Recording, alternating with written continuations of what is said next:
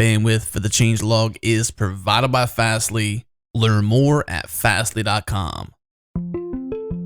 This episode of the changelog is brought to you by Linode, our cloud server of choice. Everything we do here at changelog is hosted on Linode servers. Earlier this year, they made some big announcements. They've expanded their offering to include high memory instances and $5 Linodes. High memory instances are optimized for memory-intensive workloads like high-performance databases, in-memory caching, rendering, and data processing. And the new 1 gigabyte Linode is their lowest priced instance ever, just $5 a month. This makes it way easier to choose Linode every time you spin up a new server. Linode also increased the outbound network speed limit on all plans to a minimum of 1,000 megabits, super fast. Check out linode.com/changelog to learn more and get $20 in hosting credit.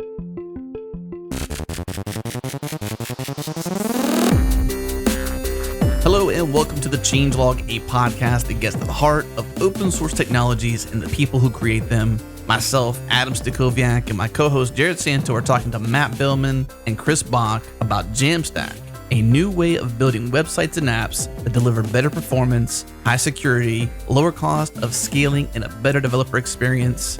We talked about the redesign of Smashing Magazine on JAMstack, Netlify CMS, an open source CMS built with JAMstack principles, designed around a fully Git workflow, and the ways in which open source drives standards.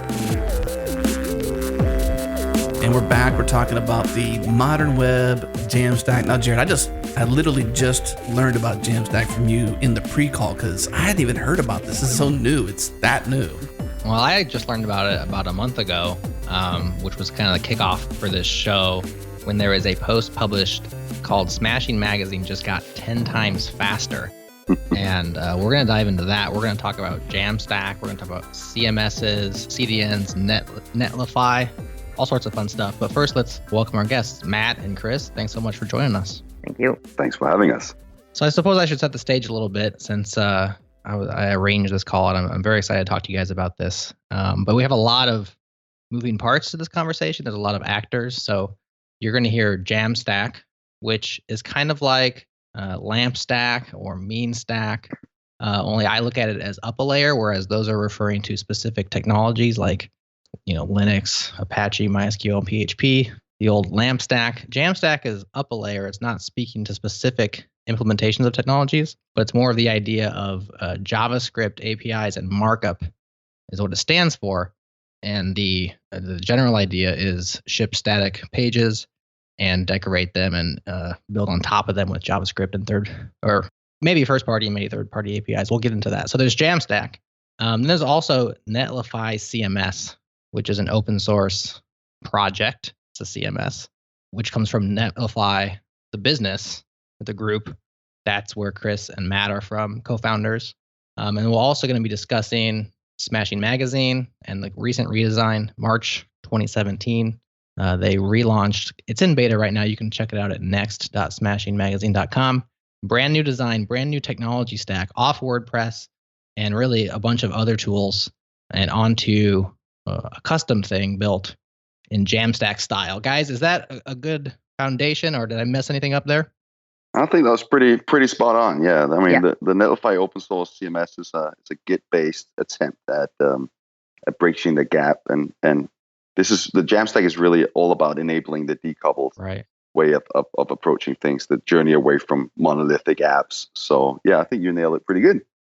Cool. So we're going to focus this conversation on JAMstack, and the cool thing is as Netlify and the team that rebuilt Smashing Magazine kind of from the ground up built it, they open sourced a bunch of goodies. So not just Netlify CMS, but also GoTel, GoTrue, GoCommerce, these microservices written in Go that are powering the new Smashing Magazine and really enabling for this style of application. So we want to focus on those things. I think we'll probably use the case study of the Smashing Magazine relaunch as a anchor or as a pin for the conversation, but we really want to focus on the open source and really the ideas if possible. So let's start with JAMstack, because Adam just heard about it today. I just heard about it a month ago, probably our listeners for the first time, but we've all been kind of doing things like this for a while. Tell us about the term, and did you guys coin it, and where did it come from?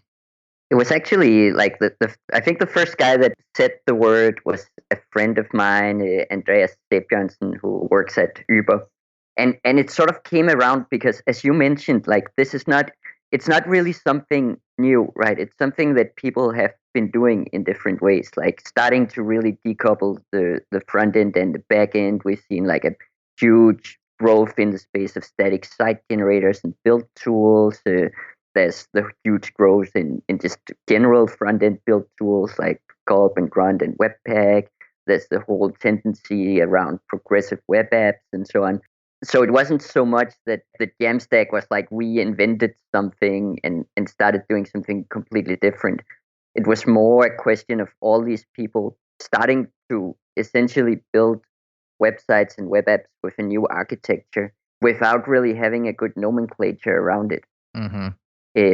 Obviously, because of what we're doing at Netlify, we had contacts with a ton of people in the space, and everybody were sort of suffering from not having a way to talk about what they were doing and not really having a category to refer to. And that's when that term started to emerge of saying like everything we're doing is centered around like shipping markup to the browser and then using JavaScript as the runtime and talking to all these different APIs, whether they are self-hosted APIs or microservices or fully managed services.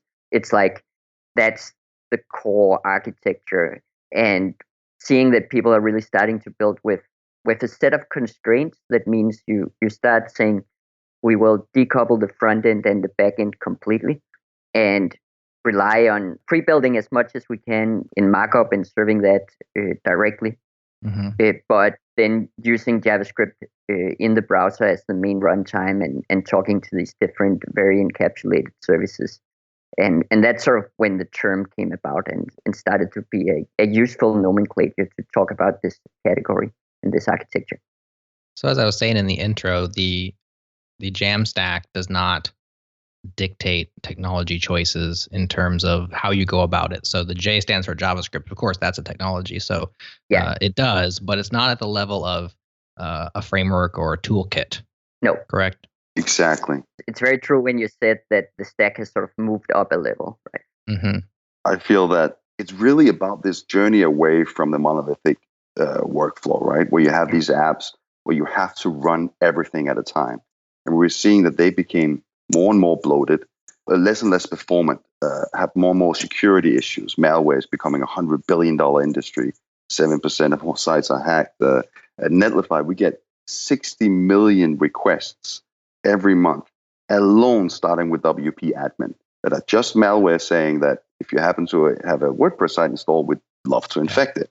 And the negligence test that used to be like 6 months of having a default Drupal site or a WordPress site or anything like that, it's a normal site with a few custom plugins and a site, and you leave it alone for as long as it takes till there's like a 50% chance of this being something bad happening to it. And today, people are talking about that can be as little as 2 weeks, right? Yeah. Basically, if you don't update PHP and SQL and Apache and the site itself and the custom plugins, things can go already really fast, right? So we see this way of building, this way of decoupling things where you build things in advance. It's a solution in so many ways. It's way faster, right? Because first of all, you can have multiple points of origin. Instead of having one server that runs everything, you can distribute the site itself on a content delivery network. That means on edge nodes all around the world. And you don't have to build it on the fly, which makes time to first byte and stuff like that so much faster, Yeah. And at the same time, it reduces the surface area attack from malware tremendously because you're not running this huge, very popular monolithic app every time you have a visitor. Rather, you have all the runtime in the browser and it connects to these specialized APIs that have a much, much less smaller surface area, right? And lastly, scalability. Now, when you don't have to build it on the fly, it means that you can guard yourself against peak traffic in a completely different manner. I mean, like when we started out, we were looking at hack and use, and every single day there seems to be some like young startup that finally gets the break and they're there, and then it leads to to broken sites because they simply cave under the traffic, right? Right. And this way of removing the building and the hosting and decoupling the front end and the back end really enables a lot of things. And number two, we also feel that the legacy web is rendered on the fly, whereas the very popular way of building right now is dominated by Git. Now, Git is social coding, Git is a lot of things, but Git is also essentially working about structured layers of data, consistent layers of data. So something that runs on the fly and something that works with version control layers, snapshots of data is not inherently very compatible. So for us, it's also about building out best practices and workflows that support the modern way of building, which is Git, which is advanced markup and stuff like that, right? Yeah.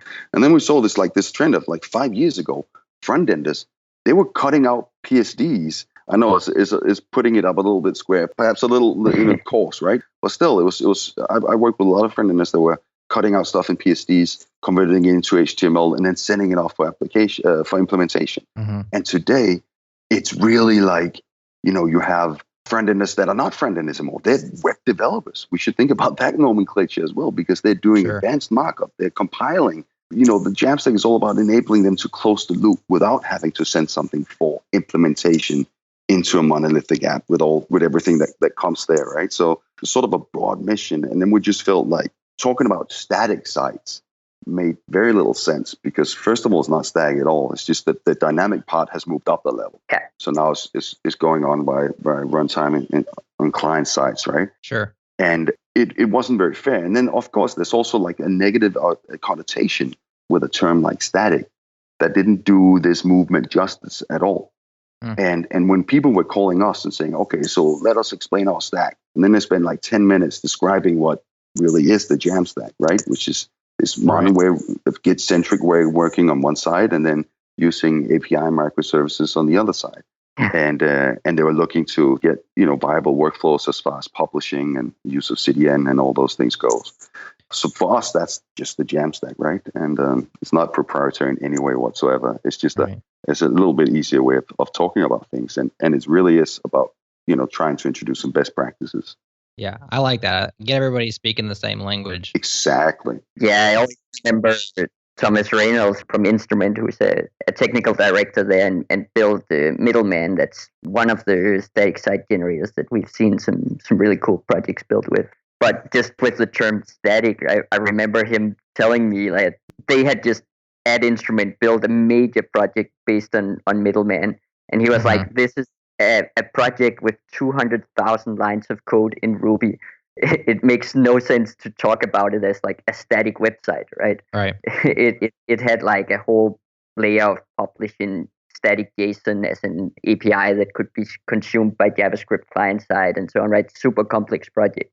And again, it was just a sign of how badly needed the new nomenclature were at the time. Yeah, we actually did a show on Middleman a while back, maybe 2 episodes, I don't recall, but we had that conversation with him as well. Very interesting. I'm also a little bit of a kind of a new media, new age journalism, not aficionado, but this thing's fascinating me. So I enjoy hearing the stories of how new publishers, especially indie publishers, which changelog is, goes about, publishing today. So that was interesting to see what Vox Media had done with Middleman and stuff like that.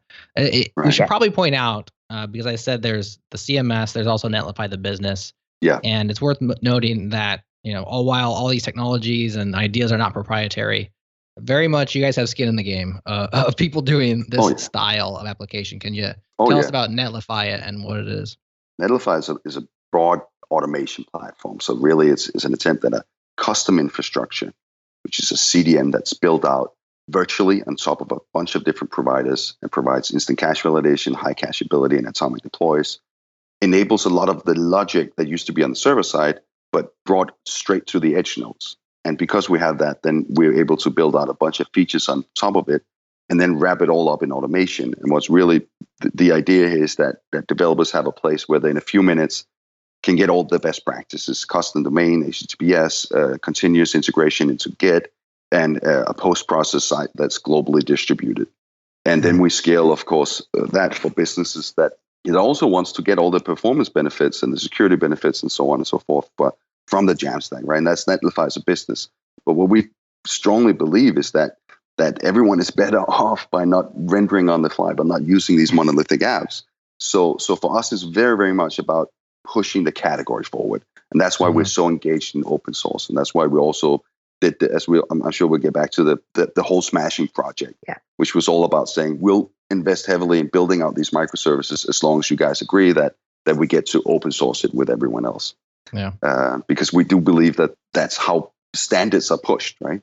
Absolutely. Well, I think what we'll do is I want to hear a little bit the story of the smashing rebuild. Yeah.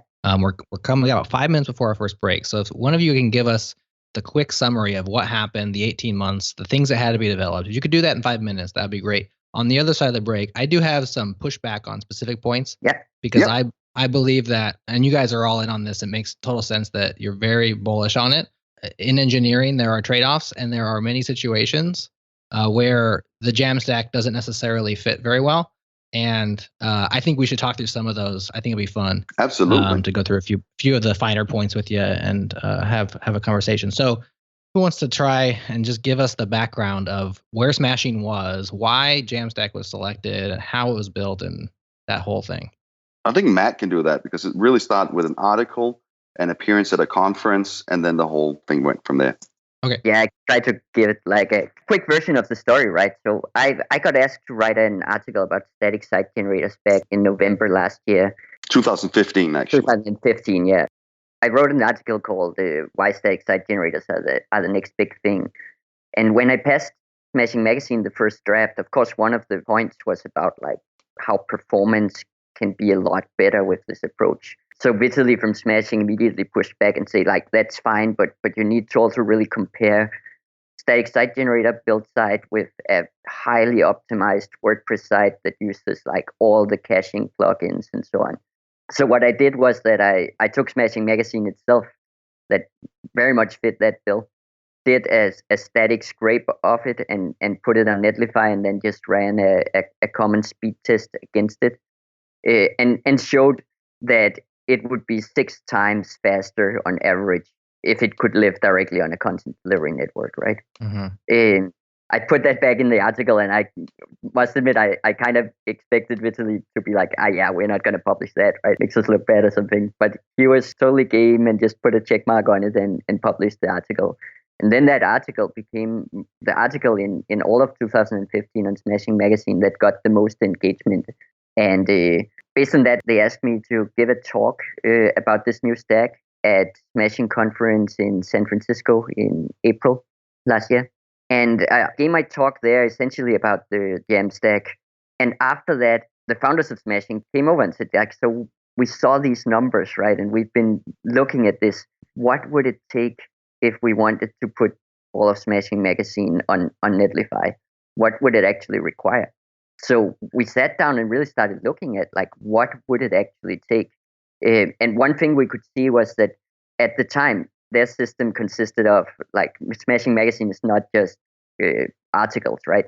They have a shop where they sell ebooks and printed books. They have their event pages. They need to sell tickets. They have a job board. And at the time, they had like WordPress for the main magazine, an old Rails app for the job board, Shopify for the shop, Kirby for the event pages. And then they wanted to introduce their new memberships feature and had no idea where in the system that would live. And they already were struggling with having to maintain the same themes across 5 different platforms, essentially, and keeping all of those in sync. But what we could see was that in the space of the JAMstack, there were still some holes in the ecosystem. There were no good open source solutions for all of Smashing Magazine's needs. And based on our experience, we could see that what they needed at the time was not super unique or anything. It was just something that wasn't there in the ecosystem at the point. So as Chris said, we basically told them, okay, we are going to make a huge exception from how we normally work, where we just give people a platform and they build. And we're going to take a role in this and really help you build this project. But we are going to make everything small, reusable APIs that we can make open source and that we can just contribute to the general ecosystem, because we really believe that there's a need for that in this JAMstack space. We already had the initial version of Netlify CMS, but needed to take it to another scale to handle the amount of content and contributors that Smashing Magazine has. And then we built out like Go True, that's the layer that handles authentication for Smashing Magazine. We built out GoCommerce, which is a completely headless e-commerce API. We built out GoJoin for managing subscriptions for their membership features, and GoTell as a comment engine, and made all of these open source and helped them get the new Smashing Magazine to become a reality. Matt, perhaps you can also just go into it, because the e-commerce is not like we built out Shopify in any way, right? No, I mean, one of the things that's really interesting with this stack is that if you were to build in the old stack an e-commerce, right, then you need to build all of it, right? You need to build the product catalog, management, and all these things. You need to build all the UI for rendering the HTML pages and so on, right? But GoCommerce is a very simple API that almost condenses down to two API calls. One's to create an order and one's to pay for the order. It doesn't have any user management because that's handled by another API and just sent back and forth in the form of JSON Web Tokens, completely stateless. It doesn't have any product management because that's just handled by the website itself. So when you trigger an order with GoCommerce, you just tell them the path of the product on your website, and GoCommerce will look up those products and get the metadata from that and calculate the price of the order and so on. So because of these architectural constraints, like there's no product management, that's just managed by Netlify CMS as part of managing the general website. And because of that, it was viable to build these tools. Like if this had been a traditional stack, this would have ended up being a completely custom, big monolithic app that wouldn't really be reusable for other people. But because of this decoupling between the front end and these different small services, it was possible for us to condense all the functionality that Smashing Magazine needed into a set of small, simple APIs that only does one job, but hopefully does it well, and can be reused by anybody else using, like, needing several of these functionalities. Let's pause real quick here, because I want to pick back up on that specific point. I have questions about the GoCommerce aspect of it. Cool. But we're hitting our break, so let's take that up on the other side of this break. We'll be right back. This episode of the Changelog is brought to you by TopTal, a global network of top freelance software developers, designers, and finance experts. If you're looking for contract or freelance opportunities, apply to join TopTal to work with top clients like Airbnb, Artsy, Zendesk, and more. When you join TopTal, you'll be part of a global community of developers who have the freedom and flexibility to live where they want, travel, attend TopTal events all over the world, and more. And on the flip side, if you're looking to hire developers, designers, or finance experts, TopTal makes it super easy to find qualified talent to join your team. Head to TopTal.com, that's TOPTAL.com, and tell them Adam from the Changelog sent you. All right, we are back, and we are talking about the JAMstack, specifically the JAMstack implemented on behalf of Smashing Magazine and all the cool open source that came out of that. A couple of questions referring back to the other side of the break there, Matt, when you were talking about GoCommerce and the e-commerce side of Smashing Magazine, is you said that there was no product management. I'm not sure I followed that because, tell me if I did, because the actual product descriptions and imagery and all the things that you would need for product management are stored in Netlify CMS. So then the GoCommerce just reads that. Is that what you're saying? Yeah, basically all that GoCommerce expects when you create a new order is that you send it a list of line items, and each line item has a path. And then in the settings for GoCommerce, it has the main URL of your website. So what GoCommerce will do is that it will look up each of those paths on your website, and then it will look for a special script tag with some JSON inside it that is the metadata for the product. And that's sort of the source of truth for the product. So even if all of the checkout and so on is handled client-side with JavaScript, you can't fiddle with the prices and so on, because Sure. GoCommerce will look at that metadata and verify the prices. But it means that GoCommerce doesn't need to have a product database or things like that. That if you build this with the typical e-commerce system, you would need all these products to live in the database of the e-commerce system and so on. Mm-hmm. What about inventory, coupons, tax rates? Yeah, so all of the tax rates and so on, they are defined in a settings file, again, on the website. And the GoCommerce will load that settings file and then do all the tax calculations based on that. The coupons are even stored on the websites as well. Of course, you need to make sure you set some form of authentication for those, so people can't just go in and read what coupons you have. But the idea is that you just give a URL with authentication where your coupons are stored, and then GoCommerce will just read that, and they're just defined in JSON and just will define some rules, and GoCommerce will verify all of that. We don't have inventory yet for GoCommerce, but we also have some plans for that. Yeah. So back to the coupons, you put your coupons at some sort of endpoint that's accessible via the web, but is protected somehow via some sort of authentication scheme. Are you just talking about basic authentication, or typically just HTTPS plus basic auth? Right. And so your GoCommerce microservice has that authentication, but the front end doesn't, and so it can make that call, nobody else can. Precisely. Okay. And no inventory yet. So I and think once you do that, of course, for Smashing Magazine, all of this is managed in Netlify CMS. But again, there's no coupling here, right? Like GoCommerce doesn't know that Netlify CMS exists, right? And you could even use GoCommerce with a traditional Rails application or something like that. It wouldn't care. You could also use it together with inventory managed in Contentful, or if you are a business, as you have a CRM where all your products are stored or whatever, or a big inventory system or whatever, you can generate the website from that and then hook up GoCommerce, right? So GoCommerce is completely decoupled from the other parts of the system. Right. So how do you manage I'm just stuck on the security there. So you have some sort of endpoint that's just password protected somewhere. How do you manage the credentials for that? Because isn't the whole point is you can ship it off to a CDN and not even think about it anymore? But now you have to password protect a certain portion of your website.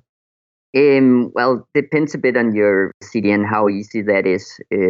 One option, if your CDN can't do it, you could put that specific file somewhere else. In the case of Netlify, we make it really easy to define basic auth for a specific path, right? So in the case of Smashing, it's sort of trivial to just say this path requires authentication. If your CDN doesn't support that, you will need to put that file somewhere where you can require authentication. Right. So it gets more complicated unless your CDN has specific features now. Or you can potentially just put that file under a long hashed URL that's not exposed anywhere, right?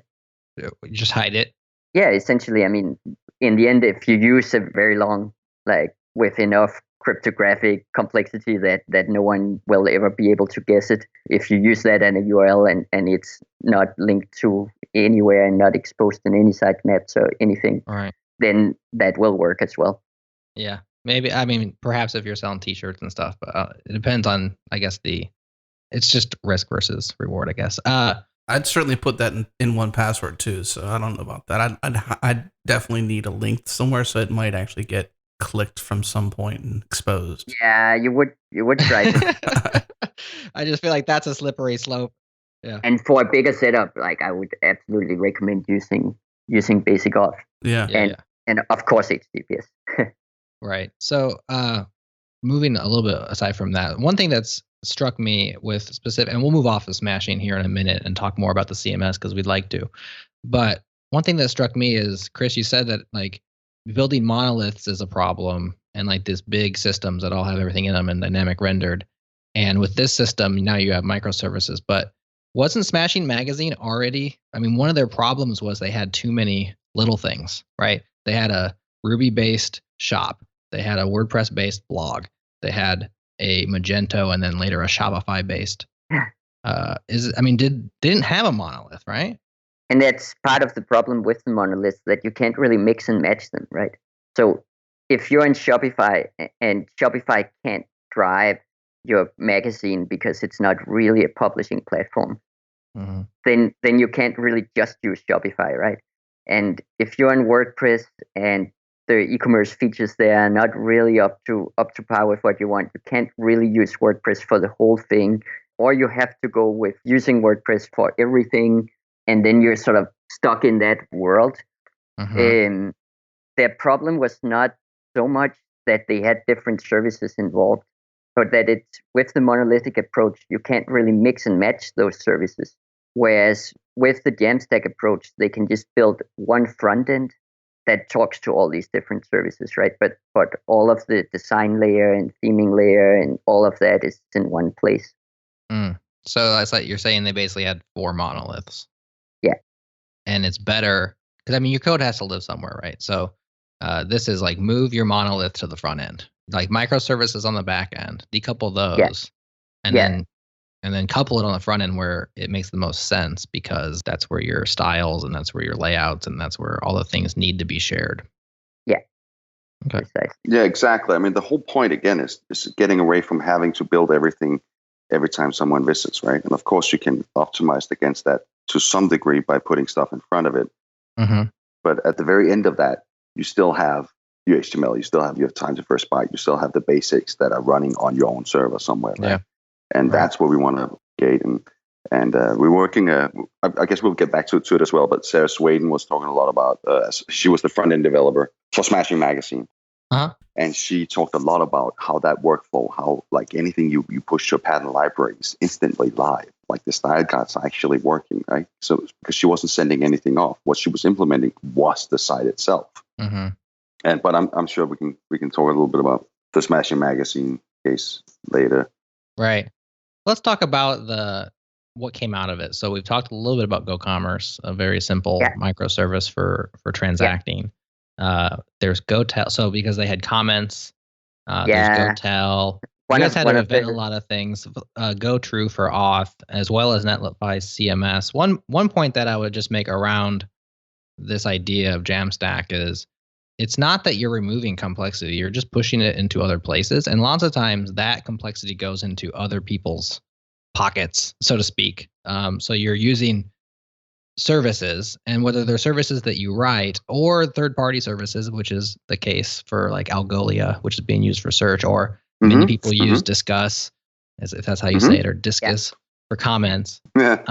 What's often missing is like those, which is very easy on dynamically rendered sites, becomes very difficult all of a sudden. And now there's not solutions out there. So one of the things I'm excited about is how many things you guys had to build to accomplish this. Because now actually there is an e-commerce thing we can use, and there is an authentication, and there is a comments thing we can use if it fits our use case, as opposed to having to rely on somebody else's service, which could go away, could charge lots of money. Thoughts on that? Now, we obviously thought it was really important to start helping out building a solid open source ecosystem, because as you mentioned, like we've seen over the last 5 years, this really powerful service-based ecosystem emerge that wasn't really there 5 years ago, right? Yeah. Where you have tools like Discuss and Algolia and so on. And when you look at sort of the traditional web space and you look at, for example, the CMS layer, right? It's what Chris was mentioning. For the JAMstack, there's some great solutions already in the terms of contentful, data CMS, forestry, and so on, but they're all proprietary. Right. And when you look at the traditional CMS space for dynamic sites and so on, and from the legacy stack, then you'll see that there's a bunch of businesses that are really, really good businesses like Squarespace, Wix, Weebly, Site Builder End, and Kentigo, and all of these Sitecore proprietary CMSs in the CMS end of things. But even when you combine all of those together and you then look at the statistics for what tools are most websites built with, combined, all of those goes into this little gray sliver called other, right? And even Joomla, like good old Joomla, is bigger than all of those combined in terms of actual share, right? And then you have like Drupal, and you have WordPress, which is just in a completely different league, right? Sure. So what we're seeing is that open source drives standards. And for these really strong standards to emerge, we have to have a really healthy open ecosystem. And that was one of the major reasons that we said yes to Smashing, to make this huge investment in building out all of these services and so on, because we really thought that when we started this project, so many of these services were either just available in proprietary form, or they were available inside specific agencies that have built their own stack and so on, and that might have open sourced some of the tools, but that where all the main knowledge of how do you build a big project in this way was tied inside proprietary repositories and so on. And we saw an opportunity for really contributing. I think there's also part of the story is that at Mac's background, he was the CTO of the largest agency in Spain that made more than 100 websites a week, so at a very large scale. And I came from an agency background as well. And what we saw was that the APIs, they can be anything and everything, right? So all these microservices can be job boards and can be, it can really be so many things. But there are some things that are much more standard than others. Content management, comments, subscription, commerce, and of course authentication and form handling. Those are sort of the ones that we just see again and again and again and again. So it made sense for us to say, okay, if we're going to put some effort into contributing something to this space, as far as open source APIs goes, those should be it. Like, so you have like a basic toolkit that you can run with, and of course do anything you want with it. And the whole point here is staying agnostic, saying you can use two of them and then do your own thing for the rest or whatever. Like things should really. That's a beautiful thing of decoupling the front end and the back end, is that you get to mix and match, right? Right. And since you don't have to run the code together, it's not like if you chose a traditional legacy system, you choose, for example, PHP.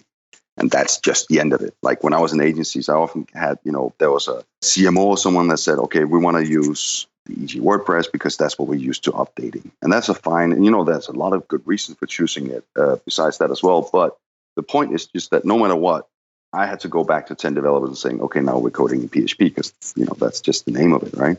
Whereas now you can say, well, let's look at the resources we have and what's interesting to us and what will bring joy, right? Should it be made in React or Go or .NET or PHP or whatever, right? Because the build tools now are executed differently, and we don't have to run them anymore together with the site. So you can have both, right? So I think the darling for us here was really the content management, because where there are some fantastic, as I mentioned earlier, some fantastic services out there, they're all proprietary. If they are open source, they're sort of more with a smaller scope. And then most of them are API based. And for us, all of this is about, I think, enhancing that Git workflow.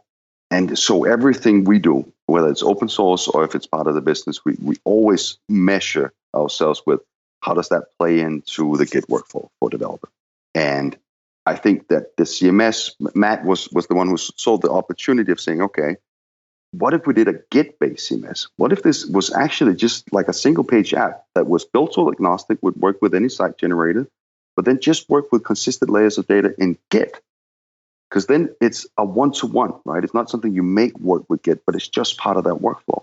And then if you, on the other side, can get a local, dynamic, real-time preview of everything you do, so it feels complete. You feel completely at ease. But every time that you click save, you're actually running a branch deploy preview.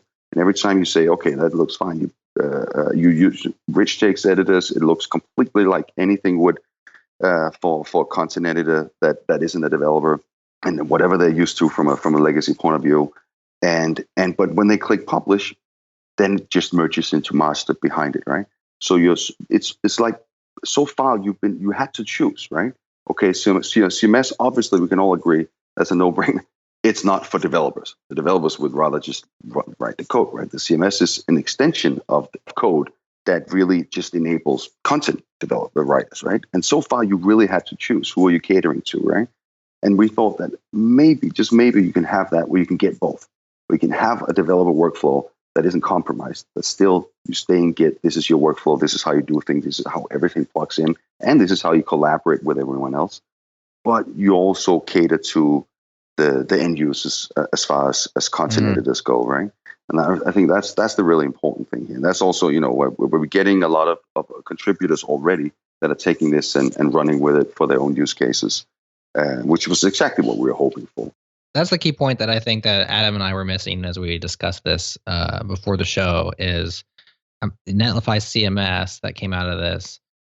This Git-based workflow. We were thinking, is this just a CMS for hackers? Because sure, we love a Git-based workflow, but going back now, thinking how Vox Media and The Verge, made middleman work for them. Their journalists aren't writing in text editors with Git. They use Google Docs because that's what they like to use, and they take the output of that and create static sites. And that's because they don't want to have to teach all of their journalists the command line and Git. And so you're saying that exactly it's Git based, and it's all text files under the hood, and you can edit those directly and just commit and push. But it's also providing a nice user experience for authoring, which doesn't rely on them knowing Git at all. Not at all. They don't have to know how it's spelled. They don't have to ever have even heard of GitHub. Not at all. Nice. That's so the tell whole us about point, that. Basically. Yeah, tell us about that. How does it work, and how does it get integrated into? How do you use it and set it up? Yeah. So basically, as Chris mentioned, the idea of the CMS is that it's a single page app in React, and by default it just talks directly to GitHub's data API.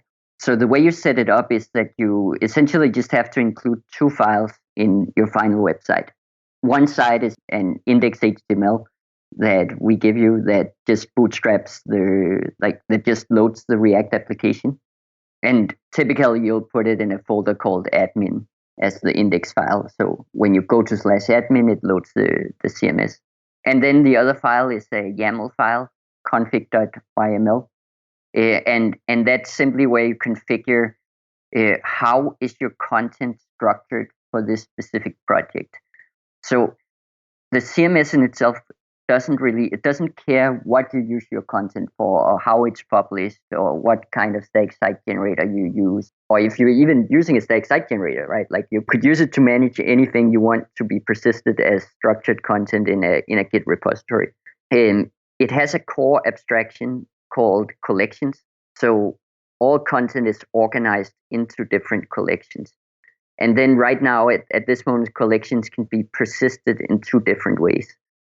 One way to persist the collection is that you have a folder with similar entries that all have the same custom fields and so on. So they are all the same content type. And the other way of persisting a collection is that you have different unique files that each have their own content type and structure. The first kind is for smashing, for example, it's all the articles, it's all the categories, it's all their ebooks, it's all their events and so on. Each of those are a collection of similar files. And then the other kind of things are, for example, the coupons is one specific file with basically a JSON document that the CMS manages. The settings is another file. The curation is a file in itself that has these are the featured posts, this week's featured category and so on. Based on that configuration file, the CMS gives non-technical or people who just don't want to write code a UI that's very similar to what you would expect from any other CMS. You get your collections that you can navigate between. You can go to any of for smashing, you can click on articles. You can see a list on all of your articles. You can click on an article, and when you click on an article, you get a form on the left hand with all the fields for that article. And then on the right, you get a preview running directly in the browser of how will that article look like when you publish it.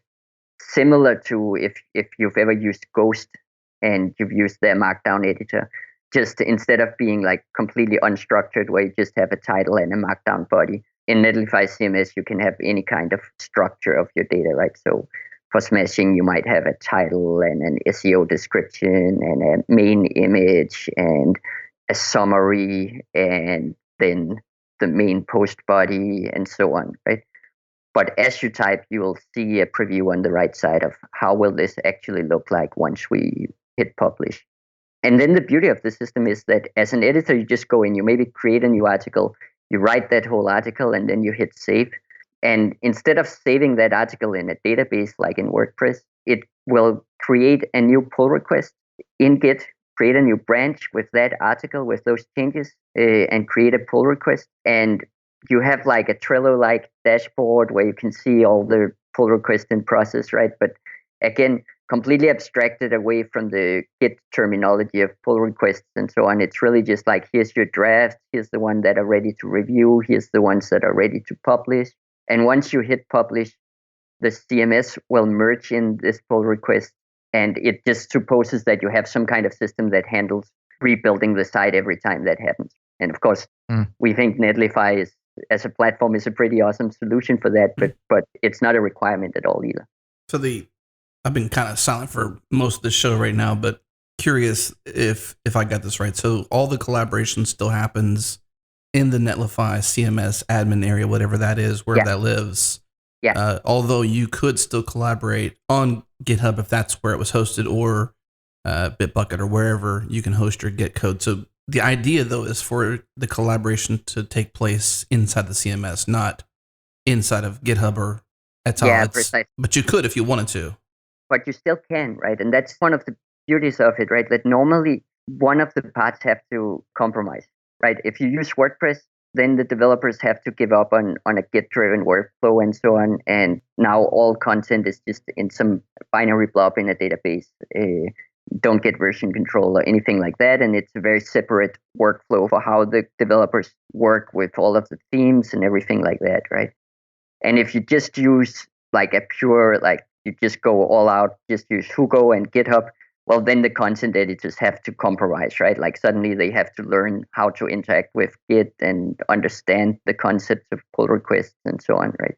And this approach is really about giving both of these sides what they want. So the developers just have their normal Git-based workflow.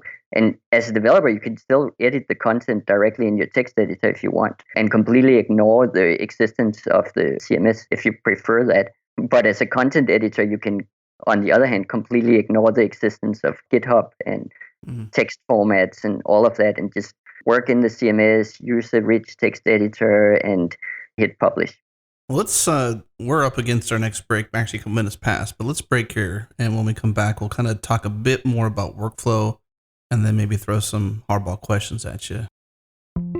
This episode of the Changelog is brought to you by GoCD, an open source continuous delivery server from our friends at ThoughtWorks. GoCD lets you model complex workflows, promote trusted artifacts, see how your workflow really works, deploy any version, anytime, run and grok your tests, compare builds, take advantage of plugins, and so much more. Check out gocd.io/changelog to learn more. And now back to the show. All right, we're back with Matt and Chris, and of course, Jared, talking through JAMstack, modern tooling for good, different workflows, I would say, Jared, right? I mean, different workflows for producing a site like this, editorial teams. It seems you've taken care of the developer side as well as the non-developer side needing a more CMS type of workflow. And that was probably the biggest question I think we had coming into this call was like, how do you do the workflow? Because if it's simply a code-based or a GitHub issues / pull request workflow, then you sort of axe a ton of potential users and essentially lock out maybe journalists unless you teach them things that they shouldn't have to learn to produce good content, right?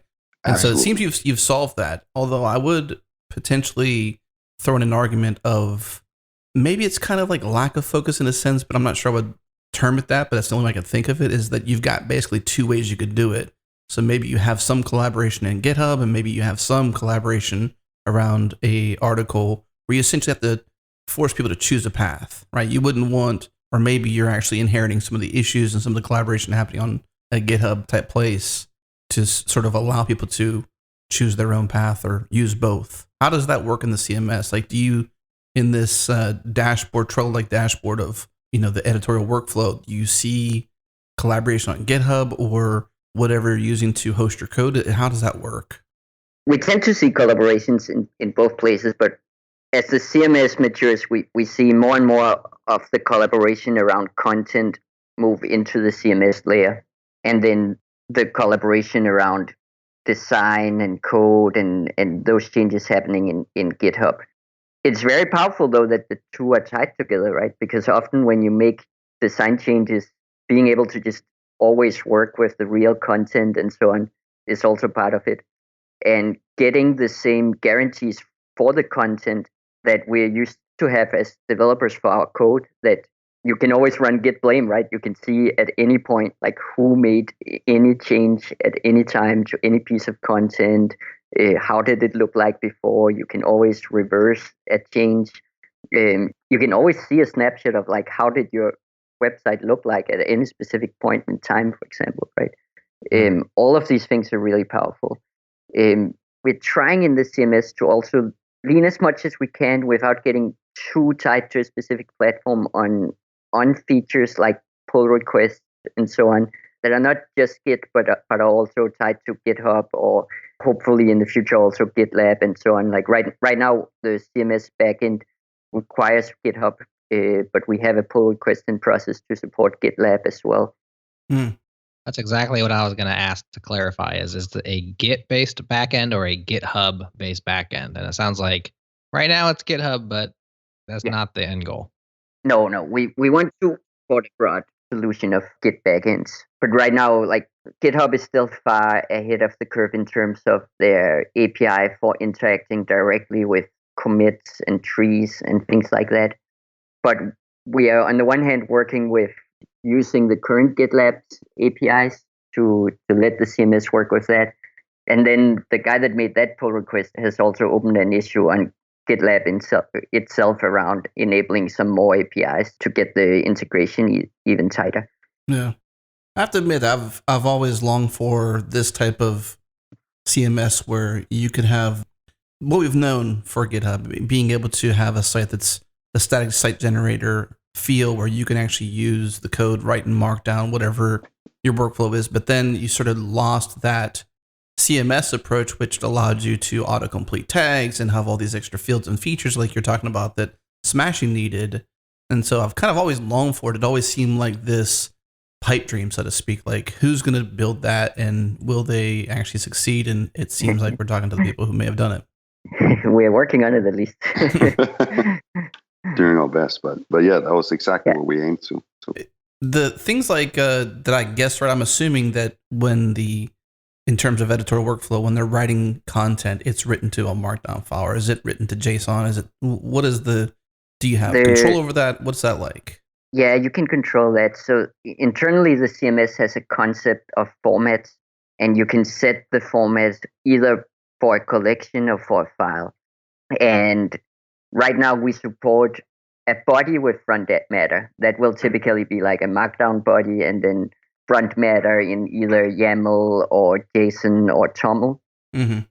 And then apart from that, the CMS right now can also edit JSON files or YAML files or TOML files directly.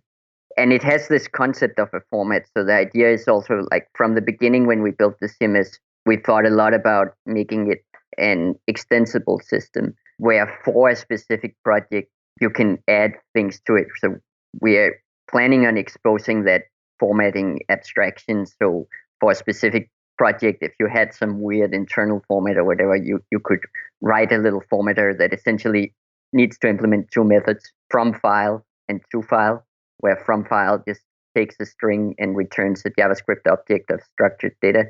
To file goes the other way, right? Takes a JavaScript object and then outputs the file format you want us to persist in Git.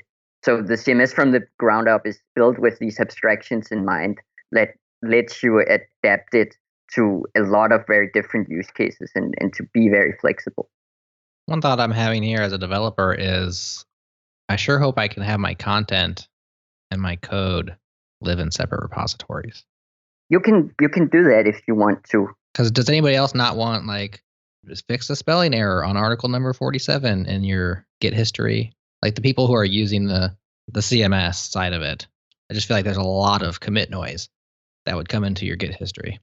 that is true. By the default setup, you do get some commit noise, but on the other hand, you also get this superpower of being able to see how exactly did your site look like, not just from the theme perspective, but with all the content at any specific point in time.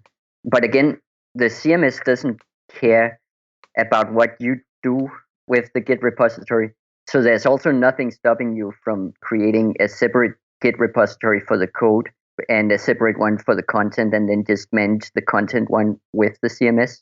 We've even talked to one guy that's working on using the CMS to edit a repository just with content that then gets exposed as a static content API and then consumed by a Rails application, right? So the CMS is really just in its essence a tool for managing persistent structured data in a Git repository with a user-friendly interface for people who don't want to write code.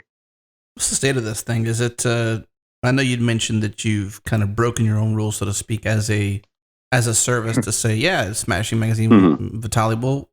I mean, who says no to Smashing Magazine? By the way, I mean, if you get a chance to, open source some cool stuff and establish some standards, as you mentioned, open source create standards. You get a chance to do that. You kind of have to think twice for sure about like, yeah, we should definitely do this, Yeah, I imagine a lot of this is still sort of proving the concepts, but it sounds like even Smashing Magazine hasn't fully rolled this out yet. So it's at next.smashingmagazine.com. Is this a work in progress? What's the state of this? Can people pick it up now? Where are we at?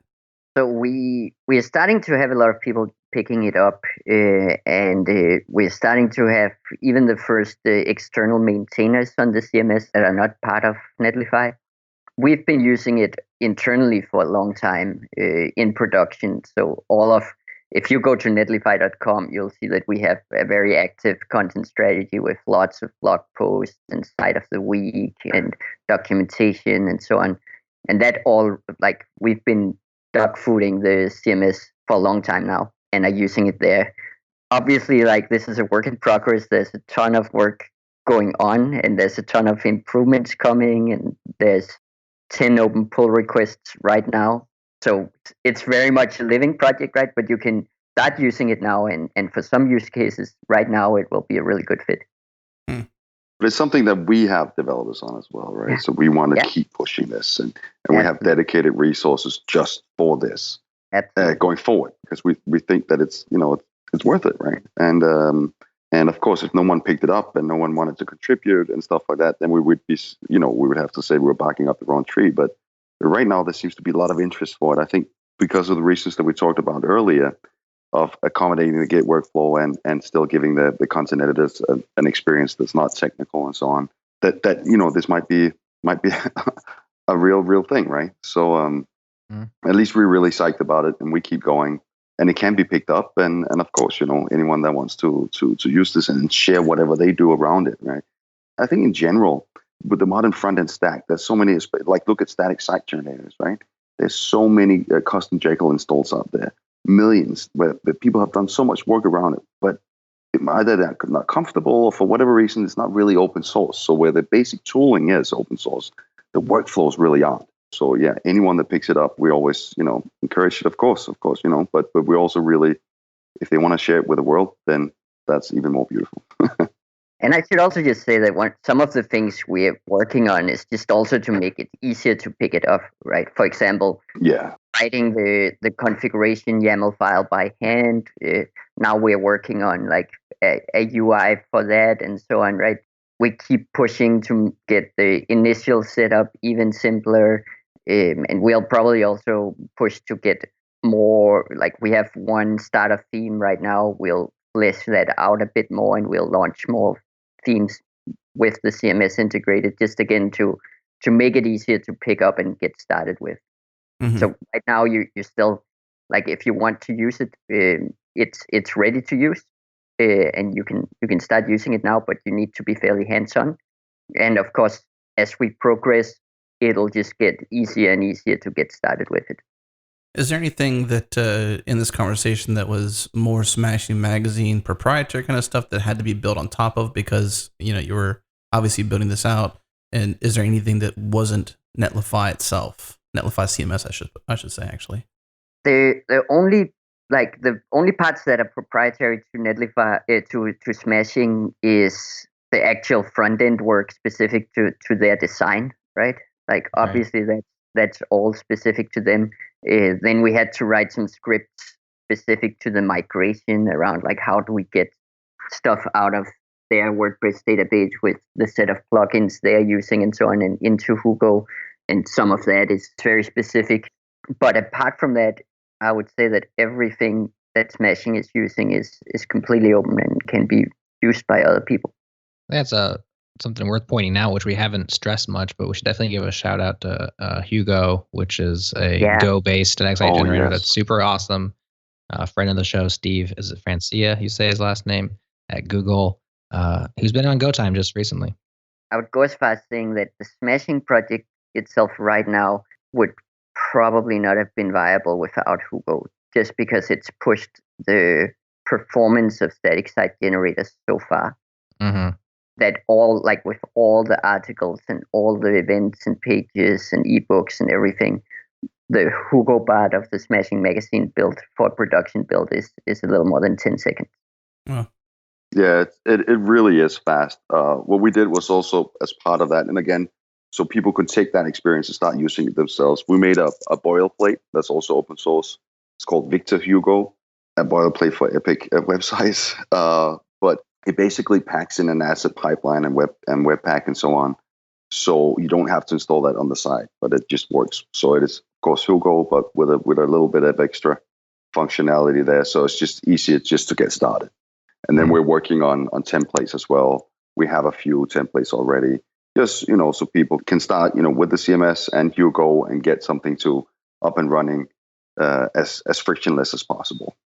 One last question for you guys before we let you go. Just listening to this conversation and thinking about JAMstack. And by the way, the CMS looks spectacular. So thanks so much for putting that out there for people to go check out and hopefully contribute back. It seems like a nice advancement in these types of things. I can't help but think, this movement seems like a reactionary movement to past experiences. Like I'm never going to get Slashdotted again type of stuff, or Hacker Newsed or Doug, or I don't know what you get anymore. Whatever it is, that influx, right? Because we're all afraid of the concurrent users thing hitting our dynamically rendered page and the database going on fire. We've all had that experience. Most of us with WordPress. And it seems like you guys have referenced WordPress quite a bit. Matt, you mentioned how Joomla has a bigger user base than a lot of these little services we're talking about, which I think is amazing. And I just wonder how much of this is a reaction and perhaps in certain cases an overreaction to bad experiences with WordPress, whether the non-cached version or a caching plugin that's given you hell. What are your guys' thoughts on that? Because it seems like you mentioned PHP and WordPress quite a bit as the anti-pattern, and this is the solution to that problem.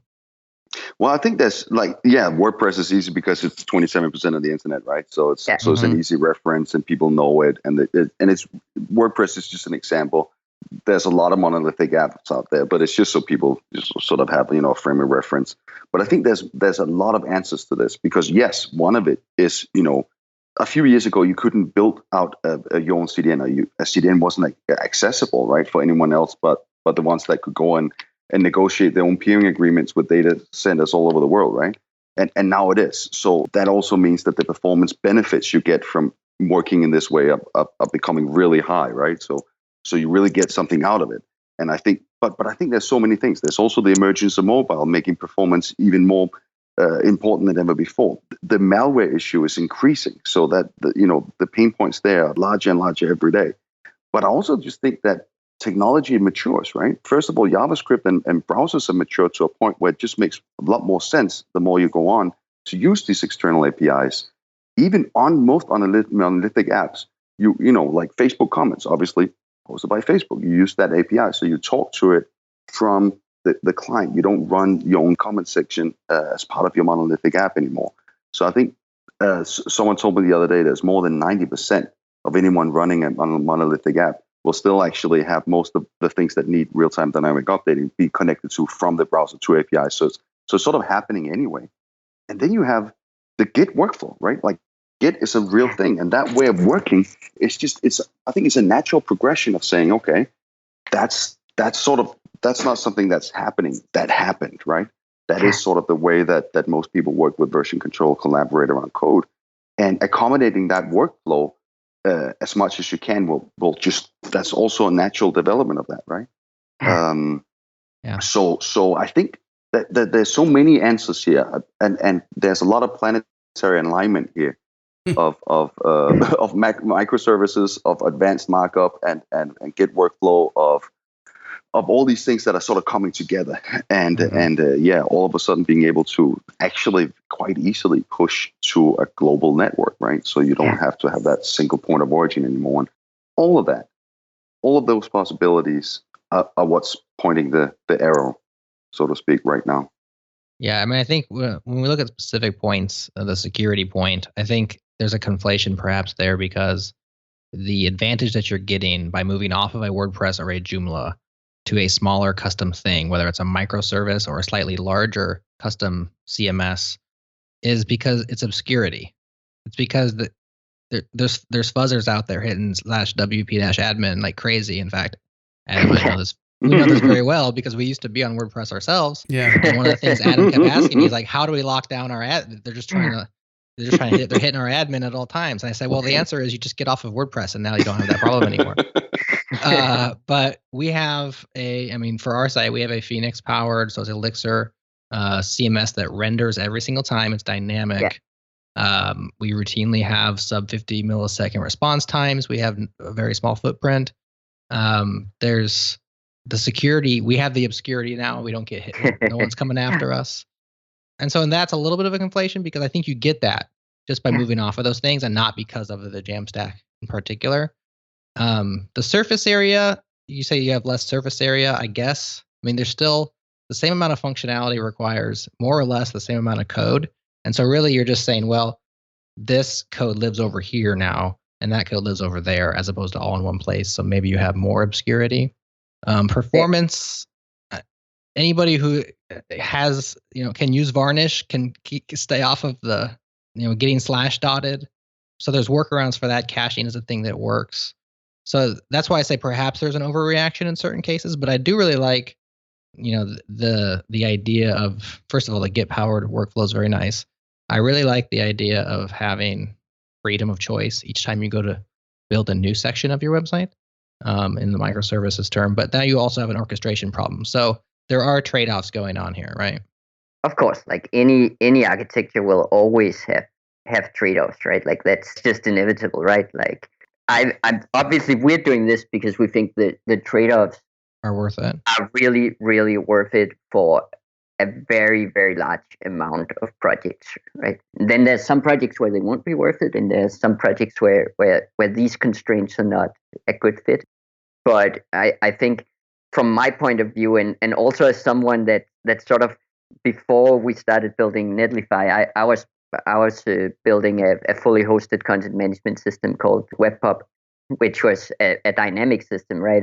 And that started sort of at the time where I saw everything starting to change in front-end development. But I just think really I learned from building in Spain tens of thousands of websites, and with WebPub, a fully hosted platform for thousands of web projects, there were not really in the vast majority of those projects, there were really no reason that this couldn't just be done way more efficiently with this kind of stack, and save so many hurdles in terms of operations, in terms of just automatically getting the performance, and also in terms of creating a cleaner architecture where the services that needs to run during a visit are very isolated and you're very aware of those, and the rest is just pre-built.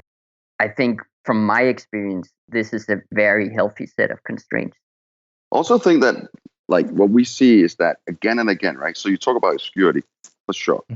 To address that definitely helps, right? I mean, if no one's targeting you, then there's not a malware issue. But right, malware has to, like, it can't be something that infects a build phase, but the build phase has to go on, right? Someone can hack your site by themselves and try to guess your password and stuff like that, but 99.9999% is completely automated. and malware has to infect the build process. So if there's no build process, as soon as you remove that, of course, that means that you're taking away the surface area attack. Then you're reintroducing them via APIs. And that's the question of, are they smaller and more specified so they don't get the same attention, and by that living obscurity? And then there's also the question of, you don't necessarily have to run all the APIs depending on how the usage is of the site. Whereas in a traditional site, you will have to run something no matter what in order just even to serve the HTML. Around performance, what we see is that you can have like these fantastically optimized sites. But if you look at the global traffic, then if it's, the server in New York, then, time to first byte and stuff like that is really low. But then if you go to Sakuri or testmysite.io or something like that, and you test it from different points around the globe, then you'll often see, okay, well, any traffic coming from Tokyo or something like that, it's a lot longer. That's because, sure, a CDN and varnish cache and stuff like that can be great also for caching some things, but not necessarily all of them. And very often the HTML and the time to first byte has that round trip to the origin server included. So even the ones that, and some of them we know that, from talking to them, that are spending like an obscene amount of money every month, like tens of thousands of dollars on their setup, and some way more than that. And they still have much to be left aside when it comes to initial loads times, right, especially globally. So, your points are super valid, but that there's that to take into consideration. And the other things about Matt is just having something where you don't have to worry about it. In agencies, we're always doing this hosting provisioning, where we didn't actually know how much traffic there was going to be there. But if you put it in some cheap host and it did go down, then you would sort of there would be hell to pay, right? So you left it on something bigger, and then even then, like 3 or 4 times a year, it went wrong because there was a viral element and it really went off, right? And I feel that having something where you can just automatically push it, no matter if it's a small landing page that just wants to send out samples for detergents and only is accessed by a QR code in a few local supermarkets, right? And basically gets a few hits a day, or it's your own personal blog post, or if it's something that's getting like millions of hits every day, knowing that you can have like sort of a default setup and just work with it because it's JAMstack based, because it has multiple origins, because it doesn't have that thing that has to render every time. That I feel is a pretty powerful thing. Yeah, absolutely. I think one of the places where this style of application has lacked is in tooling and available libraries and stuff, which is why we're super happy that you guys and people like you are working on open source tooling and building out the ecosystem of microservices that people can start with. And so we actually have more viable ways of getting these dynamic yet static JAMstack sites without having to give up all the dynamism, which makes the web so interesting. So for that, we're thankful. I couldn't have said it better myself. That's not the thankful part, but yeah, exactly. but saying that retaining all the stuff that's great about the web, right? Having all that personalization and all those services, but at the same time doing it, scaling in a viable manner, right? That's the goal. Absolutely. The best place then to go to get started. You do have some pretty good documentation. I say pretty, not as a degradation, but a compliment. Good documentation. Got a quick start at netlifycms.org. So we'll link those up in the show notes. We didn't quite cover getting started, but we'll leave that for the docs because they are just that good. Thank you very much for coming on the show today. Cheers. All right, that wraps up this episode of the Changelog. Thanks to our sponsors, Linode, TopTal, and also GoCD for sponsoring the show. Also, thanks to Fastly, our CDN partner. Head to fastly.com to learn more. Our music is produced by the mysterious Breakmaster Cylinder, and our episodes are edited by Jonathan Youngblood. We'll see you again next week. Thanks for listening.